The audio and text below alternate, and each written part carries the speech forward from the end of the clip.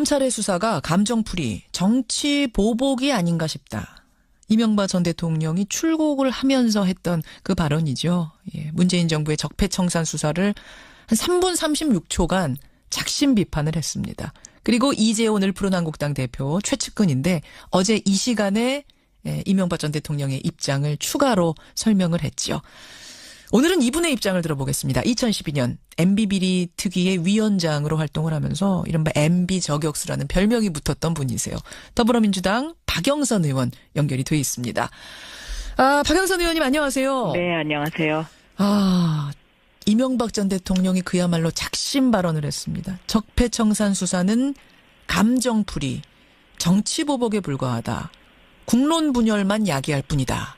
어떻게 들으셨습니까? 네, 아주 오랜만에 목소리를 듣게 된 그 현장이었는데요. 예. 그 맹자가 이런 이야기를 했죠. 부끄러움을 모르면 사람 같지 않다. 저는 이 이야기를 들으면서 이것을 네 글자의 고사성어로 표현하면 적반하장이고요. 예. 우리의 속담으로 이야기하면 도둑이 재발절이다. 도둑이 재발절이다. 네, 그렇게 표현할 수 있다고 생각합니다. 제가 이명박 후보 시절에 제 눈을 똑바로 쳐다보지 못하시겠죠? 라고 이야기한 적이 있습니다. 예. 저는 지금 이명박 전 대통령이 국민을 똑바로 바라보지 못하고 있다라고 생각을 하고요. 이 이명박 대통령의 발언 속에 보면 예. 자신이 대통령 재임 시절에 했던 경험에서 나오는 이야기들이다라고 저는 생각이 됩니다. 뭐 예를 들어서 예. 적폐는 감정풀이다. 음흠. 본인이 광우병 그 집회에 감정풀이를 했었고요. 정치보복에 불과하다라는 것은 노무현 대통령에게 이미 본인이 정치보복을 했죠. 또 국론 분열만 야기시킨다. 이거는 댓글로 이미 이제 국론을 분열을 시켰습니다. 그러니까 네. 국가 안보를 위해서 써야 될 세금을 정권의 안위를 위해서 썼으니까요. 예. 그렇기 때문에 이 이야기는 제가 보기에는 도둑이 재발절여서 마지막으로 이렇게 왜 그 도둑이 움찔하면서 하는 그런 어떤 이야기가 아닐까 저는 그렇게 생각합니다. 움찔하면서 마지막 최후의 발악 뭐 이런 느낌이라고 보셨어요? 네.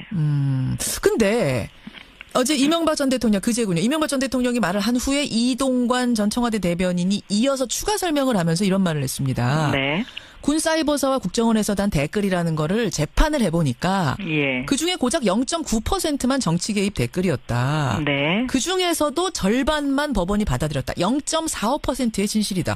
그런데 그 0.45%를 가지고 그걸 대통령이 지시했느니 뭐니 지금 뭐 검찰에 소환되느니 이런 얘기를 하는 건 이거는 과잉이다. 라는 지적이었는데요.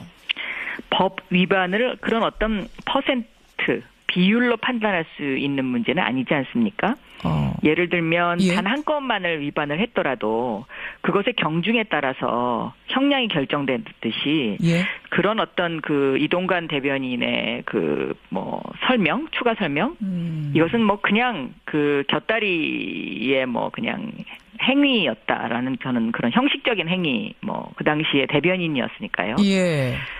그런 거죠. 별로 이렇게 무게를 둘 수 있는 발언은 아니었다고 생각합니다. 0.45가 아니라 0.01%였다고 하더라도 그렇습니다. 그것이 전대미문의 이런 무거운 사건이라면 그것에 책임을 지는 것이 전 대통령으로서의 뭐 임무 아니겠느냐. 그렇죠. 그것이 이제 법적인 해석이 될 수 있고요. 이것을 좀 더 정치적으로 해석한다면 예. 그 당시 재판과 수사가 과연 공정했느냐 이런 부분에 대한 그것도. 이제 그 물음도 충분히 할 수 있는 그런 것이라고 생각합니다. 근데 이 부분에 대해서는 어제 이 시간에 출연한 이재호 대표도 비슷한 얘기를 했어요. 뭐냐면 네. 김관진 당시 장관이 대통령에게 보고하고 지시받았다 이렇게 지금 자백을 했다고 하지 않습니까? 진술했다고. 네. 근데 이 진술을 한 건 대북 사이버전을 해도 되겠습니까? 라고 이 대통령한테 물었더니 대통령이 하라고 했겠지 않느냐. 네. 그걸 가지고 지금 보고하고 지시받았다라고 하는 거지. 이런 정치 개입 댓글을 달아도 되겠습니까? 라고 물은 것에 대해서 그렇게 하라라고 지시했다는 얘기는 아닐 거다. 어떻게 생각하세요? 저는 이 말 자체가 이게 그 팩트에 근거한 이야기가 아니다라고 첫째 보고 있고요. 왜냐하면 대북 사이버전은 하게 돼 있습니다. 예. 그런데 그것을 굳이 대통령한테 대북 사이버전을 해도 되겠습니까라고 질문했다는 것 자체가 이게 어불성설이다. 저는 그렇게 보고 있습니다. 아마 증원에 대한 얘기인 것 같아요. 인원을 늘려도 되겠습니까라고 물었더니 이제 그렇게 하라고 했을 거다. 그걸 가지고 지금 김관진 장관이 얘기하는 거다. 그 당시에 대북 사이버전과 관련된 증원은 예. 그게 그 국회에서 예산 과정에서 결정되는 것이지 대통령에게 보고할 사항은 아니었습니다. 그런가요? 그 사이버 그와 관련된 예, 그 예. 예산이 그때 처음 들어갔거든요. 그러니까 이명박 정부 시절에 좀 더 예. 증액해서. 그래서 이것은 대통령에게 보고할 사항이 아니었고요. 특히 이제 제가 생각하기에는 이 대북 사이버전을 해도 되겠습니까라고 대통령에게 만약에 실질적으로 정말로 보고를 했다고 하면 예. 이분들은 대북 사이버전을 한 게 아니고 실제로 대한민국 국민을 상대로 댓글을 달지 않았습니까? 예, 예. 그러니까 그 총뿌리를 어디로 겨누고 있었느냐라는 또 그러한 부분에 대한 그 비판도 저는 달게 받아야 된다라고 생각하고 있습니다. 국가 예산이라는 것이 예. 북한과 관련된 국가의 안보를 지키기 위한 예산이지 대국민을 상대로 해서 댓글 부대를 운영해서 정권의 안위를 지키려고 세금을 쓰라고 국회가 승인해 준 것은 아니거든요. 물론이죠. 네. 물론이죠. 근데 이재호 대표는 이런 얘기했어요. 지금 검찰에서 조사를 할 거다라는 얘기가 많이 나오는데 아마 소환 조사를 할 거다라는 얘기가 나오는데 죄도 없는 사람을 권력의 힘으로 잡아가려고 하는 건 이거 불공정 특권이다. 이명박 전 대통령이 무슨 잡범이냐 이런 불쾌함을 토로했는데 이걸 듣고는 어떠셨어요? 그거는 스스로 그런 자범이라는 단어를 쓴다는 거가 스스로 자기 자신들에 대한 어떤 가치를 그만큼 하락시키는 일인데요. 검찰은 아마 법과 원칙에 따를 것이라고 저는 생각합니다. 그리고 전직 대통령에 대한 소환이기 때문에 더 신중을 기할 것이고요. 예, 예. 네. 소환돼야 된다고 보세요. 어떠세요? 이 정도 사안이면은 전직 대통령인데. 뭐 예를 들면 검찰이 새로운 그 추가적인 어떤 사실을 발견한 것이 증거가 확보가 됐다면 예. 그것은 당연히 소환을 해야 되겠죠. 법에 따라서. 전직 대통령이라도. 그렇습니다. 왜냐하면 지금 뭐 여러 가지 새로운 사실들이 많이 나오고 있기 때문에 예. 저는 여기에 대한 그 소명이 반드시 필요하다라고 저는 보고 있습니다. 알겠습니다. 근데 박 의원께서 최근에 이런 말씀하셨더라고요. 이명박 전 대통령이 박근혜 전 대통령보다 더 나쁜 일을 많이 했다. 아주 지능적으로 했다. 이런 말씀하셨죠. 네, 그렇습니다. 국가의 근간을 흔드는 일들을 너무 많이 했죠. 뭐 예를 들면 청와대 내에서 민간인 사찰을 해놓고 예. 그 민간인 사찰한 자료를 다 없애버렸다든가 예를 들면 민정수석실에서 그래서 아마 전직 법무부 장관들이 지금 굉장히 조용하게 있지 않습니까? 예, 예. 이 법무부 장관들이 상당히 굉장히 떨고 있을 거라고 저는 생각하고요. 왜요? 법을 많이 어겼으니까요. 국가의 근간을 흔드는 일들을 본인들이 직접 알면서 묵인했거나 아니면 뭐 그것을 넌지시 뭐 그냥 이렇게 통과시켰다는 그런 그 일들을 했기 때문에 실제로 저는 굉장히 많이 떨고 있을 거라고 생각하고 사석에서 예, 예. 우리가 감옥 갈지도 모른다는 이야기를 하고 계신다는 이야기를 제가 들은 바 있습니다. 이명박 정권 당시 법무부 장관들끼리 만나면? 그렇습니다. 법무부 장관들끼리라기보다는 예. 그 법무부 장관과 관련된 법조계 인사들, 예. 네, 친구분들, 뭐 이런 지인들 분들의 만나면? 전원에 의하면, 당시 법무부 장관이 나 감옥 갈지도 몰라라고 이런 이야기를 사석에서 하더라 걱정을. 그렇습니다. 야, 왜냐하면 이건 흥미로운 정말 얘기네요. 실질적으로 법을 너무 많이 어기지 않았습니까? 뭐 예를 들면 간첩 조작 사건도 있었고요. 예. 또 이 지금 국정원의 이 지금 일어나는 그 각종 일들 예. 이런 것에 씨앗을 제공한 정권이죠. 알겠습니다. 알겠습니다. 제가 사실 이 질문을 왜 드렸냐면은 지능적이란 말씀하셨잖아요. 박 의원이. 예. 정두원 전 의원 이분은 MB의 최측근이었다 결별을 한 분인데 이분이 어떤 얘기를 했냐면 MB는 흔적을 남기지 않는 사람이다. 검찰 수사가 쉽지 않을 거다라는 얘기를 했습니다. 저도 그렇게 생각합니다. 왜냐하면 대통령이 되기 전부터 이미 전과 기록이 굉장히 많으신 분이었지 않습니까? 그래서 검찰 수사에 어떻게 대응해야 되는지에 대한 경험치를 갖고 계신 분이기 때문에 이런 부분에 대해서 굉장히 많이 철저하게 대비를 했을 거다라고 생각을 하고 있습니다. 그래서 지금 국민들의 어떤 그 우려도 상당히 있다고 생각하는데요. 예. 그러나 저는 검찰을 믿어야 된다고 생각하고 다만 제가 한 가지 우려가 되는 것은 아직도 검찰 내부에 그 BBK와 관련된 핵심 그 당시에 수사 검사, 이른바 정치 검찰이 존재하고 있습니다. 무혐의 줬던 사람들이요. 네, 그리고 MB로부터 특혜를 받았던 사람들이 상당히 간부에 포진하고 있는데 이 부분이 조금 우려가 되긴 합니다. 그러나 이것을 국민의 힘으로 저는 이겨내야 된다. 그리고 정의를 올바로 세우는 검찰로 거듭날 수 있는 계기가 돼야 된다라고 저는 보고 있습니다. 알겠습니다. 시간이 별로 없지만 박영선 의원 나오셨으니까 제가 이 질문 하나만 좀 드리고 끊을게요, 박 의원님. 네. 서울을 걷다 프로젝트라는 걸 진행하고 계시더라고요. 네, 3번째 했습니다. 예, 네. 이거 어떤 건가요?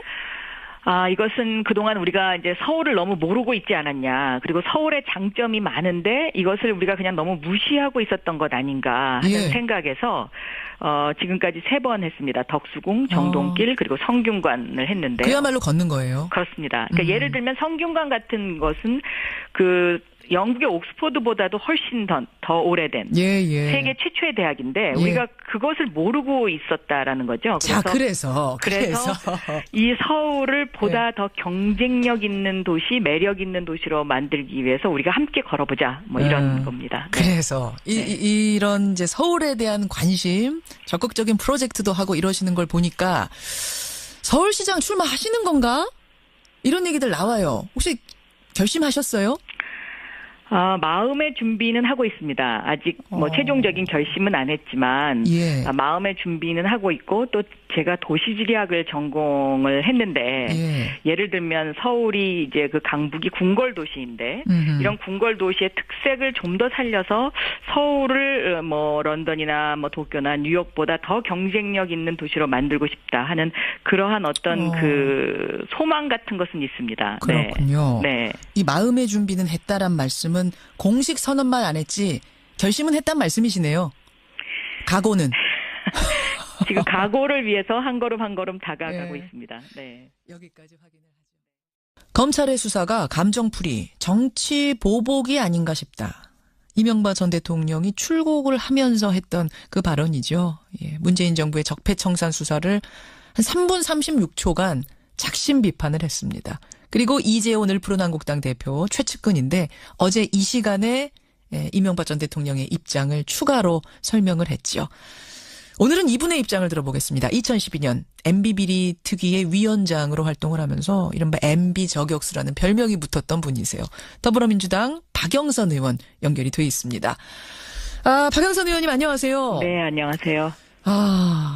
이명박 전 대통령이 그야말로 작심 발언을 했습니다. 적폐청산 수사는 감정풀이, 정치보복에 불과하다. 국론 분열만 야기할 뿐이다. 어떻게 들으셨습니까? 네, 아주 오랜만에 목소리를 듣게 된 그 현장이었는데요. 그 맹자가 이런 이야기를 했죠. 부끄러움을 모르면 사람 같지 않다.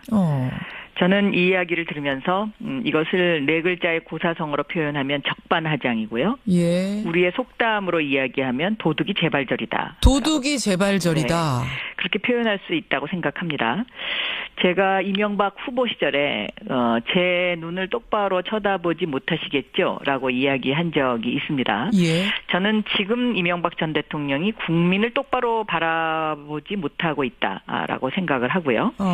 이 이명박 대통령의 발언 속에 보면 자신이 대통령 재임 시절에 했던 경험에서 나오는 이야기들이다라고 저는 생각이 됩니다. 예를 들어서 적폐는 감정풀이다. 본인이 광우병 그 집회에 감정풀이를 했었고요. 정치보복에 불과하다라는 것은 노무현 대통령에게 이미 본인이 정치보복을 했죠. 또 국론 분열만 야기시킨다. 할 수 있는 그런 것이라고 생각합니다. 근데 이 부분에 대해서는 어제 이 시간에 출연한 이재호 대표도 비슷한 얘기를 했어요. 뭐냐면 김관진 당시 장관이 대통령에게 보고하고 지시받았다. 이렇게 지금 자백을 했다고 하지 않습니까? 진술했다고. 근데 이 진술을 한 건 대북 사이버전을 해도 되겠습니까? 라고 이 대통령한테 물었더니 대통령이 하라고 했겠지 않느냐. 그걸 가지고 지금 보고하고 지시받았다라고 하는 거지. 이런 정치 개입 댓글을 달아도 되겠습니까? 라고 물은 것에 대해서 그렇게 하라라고 지시했다는 얘기는 아닐 거다. 어떻게 생각하세요? 저는 이 말 자체가 이게 그 팩트에 근거한 이야기가 아니다라고 첫째 보고 있고요. 왜냐하면 대북 사이버전은 하게 돼 있습니다. 예. 그런데 그것을 굳이 대통령한테 대북 사이버전을 해도 되겠습니까라고 질문했다는 것 자체가 이게 어불성설이다. 저는 그렇게 보고 있습니다. 아마 증원에 대한 얘기인 것 같아요. 인원을 늘려도 되겠습니까라고 물었더니 이제 그렇게 하라고 했을 거다. 그걸 가지고 지금 김관진 장관이 얘기하는 거다. 그 당시에 대북 사이버전과 관련된 증언은 예. 그게 그 국회에서 예산 과정에서 결정되는 것이지 대통령에게 보고할 사항은 아니었습니다. 그 사이버 그와 관련된 그 예산이 그때 처음 들어갔거든요. 그러니까 이명박 정부 시절에 좀 더 증액해서. 그래서 이것은 대통령에게 보고할 사항이 아니었고요. 특히 이제 제가 생각하기에는 이 대북 사이버전을 해도 되겠습니까라고 대통령에게 만약에 실질적으로 정말로 보고를 했다고 하면 이분들은 대북 사이버전을 한 게 아니고 실제로 대한민국 국민을 상대로 댓글을 달지 않았습니까? 그러니까 그 총뿌리를 어디로 겨누고 있었느냐라는 또 그러한 부분에 대한 그 비판도 저는 달게 받아야 된다라고 생각하고 있습니다.